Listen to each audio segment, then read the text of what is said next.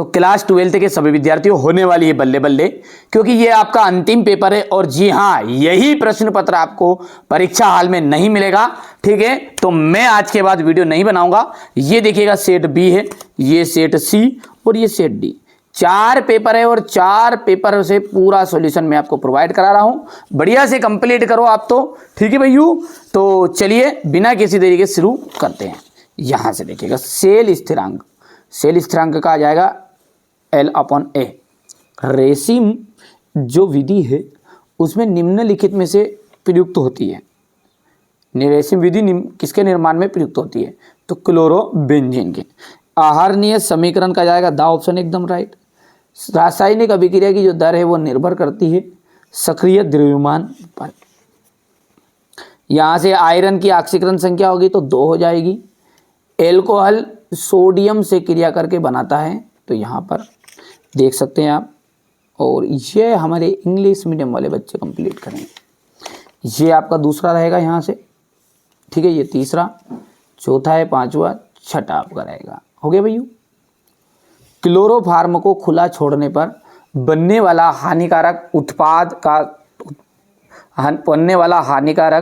उत्पादन का जो सूत्र है वो है COCl2। ये थोड़ा छोटा कर देते हैं ना। ठीक है, ये यहाँ से 1 फेराडे विद्युत का जो मान है वो आ जाएगा 96,500 कूलाम। 1 लीटर विलयन में उपस्थित विलय के मोलों की संख्या मोलरता कहलाती है। लोहे पर जंग लगना विद्युत रासायनिक अभिक्रिया का उदाहरण है। अभिक्रिया की जो दर है अभिकारक के सांद्रण के समानुपाती होती है। कार्बिल एमीन परीक्षण केवल प्राथमिक एमीन देते हैं। हो गया इतना। चलिए आगे बढ़ते हैं और यहाँ से अपन ये फिलिंग द ब्लैंक्स करेंगे। ठीक है भैया, ये हो जाएगा बढ़िया से। ये सही जोड़ी है आपकी। एस्प्रिन का जाएगा आपका 2 एसिटॉक्सी बेंजोइक अम्ल। स्पिरिट ऑफ वाइन इसका आ जाएगा एथिल एल्कोहल। ROH का आ जाएगा आपका यहाँ पर ईथर। एंडोनोन का आ जाएगा यहाँ से कीटोन। और क्लोरिटोन का आ जाएगा हिप्रोटिक एसिड। ये यहाँ से आपका कंप्लीट करना है। ठीक है, ये एक वाक्य में उत्तर है। यहाँ से देखते हैं तो पहला है आपका तृतीयक एमीन का एसिटिलीकरण नहीं होता, सक्रियता H2 नहीं होता है। ठीक है, क्यों नहीं होता? तो ये इसलिए बेंजीन डाइएंजोनियम क्लोराइड का फॉर्मूला देखिए C6H5N2Cl आ जाएगा। यहाँ से आप आहारणीय समीकरण दे सकते हैं। एंटी फ्रिंज यौगिक का उदाहरण देना है एथिलीन। लूनर कास्टिक किसे कहते हैं? AgNO3।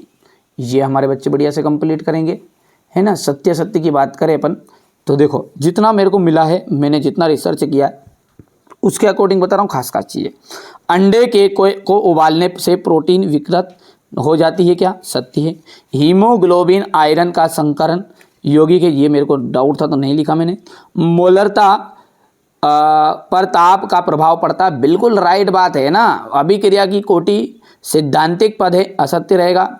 विरंजक चूर्ण तथा एसीटोन की क्रिया से क्लोरोबेंजीन बनता है, असत्य रहेगा। अमोनिया में सिल्वर नाइट्रेट को टॉलेन अभिक्रमक कहते हैं, ये आपका सत्य रहने वाला है।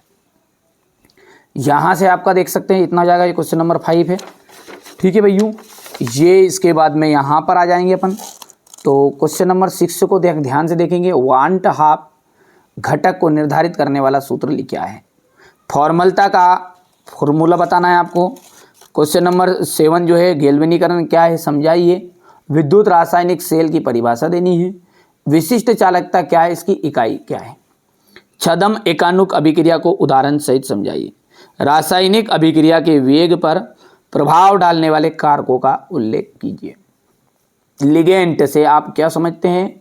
तो लिगेंट का उदाहरण देना है। किलेट किसे कहते हैं? किलेट का उदाहरण और महत्व आपको बताना है।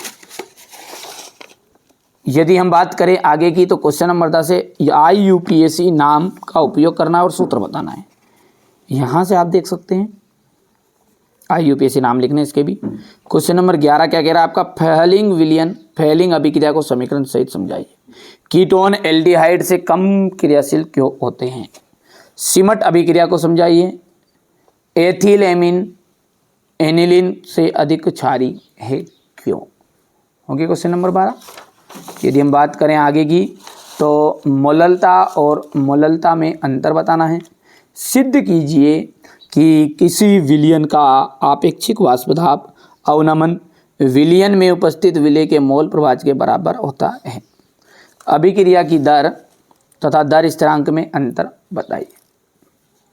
शून्य कोटि की अभिक्रिया के लिए दर स्थिरांक का व्यंजक बताना है आपको। लेंथेनाइट संकुचन क्या है, लेंथेनाइट संकुचन का क्या प्रभाव होंगे। संक्रमण धातुएं आसानी से मिश्र धातु क्यों बना लेती है। ये हो जाएगा, इतना हो गया। इसके बाद में ये रहेगा आपका क्वेश्चन नंबर 16 है फैलिंग विलियन और फिनॉल और एल्कोहल में अंतर स्पष्ट कीजिएगा। यहाँ से आपका ये अथवा वाला रहेगा, हो गया इतना। इसके बाद में हुंसडीकरण पर टिप्पणी लिखनी है आपको। सेंड मेयर अभिक्रिया को उदाहरण सहित बताना है। S1 और S2 अभिक्रियाओं में अंतर बताना है। टोलेन अभिकर्मक क्या, इसकी एसिल्डिहाइड के साथ अभिक्रिया लिखिएगा। ठीक है, यहाँ से अपन बात करेंगे तो ये हो जाएगा आपका एल्डिहाइड और कीटोन के यौगिकों के अंतर बताइए। ये क्वेश्चन नंबर 19 आपका रहेगा, ये देख लीजिएगा। फिनोल के अम्लीय व्यवहार की व्याख्या कीजिए। विद्युत रासायनिक सेल तथा विद्युत अपघटनीय सेल में अंतर बताइएगा। मानक हाइड्रोजन इलेक्ट्रोड क्या है, या कैसे बनाया गया है। तो ये बेटा मैंने है ना आपको पूरा पेपर बता दिया है केमिस्ट्री का सेट ए जो मेरे पास आया हुआ है। मैंने मोस्ट इम्पोर्टेंट चीज़ें बड़े रिसर्च के बाद आपको प्रोवाइड करा रहा हूँ। ये सेट बी है, ये सेट सी है।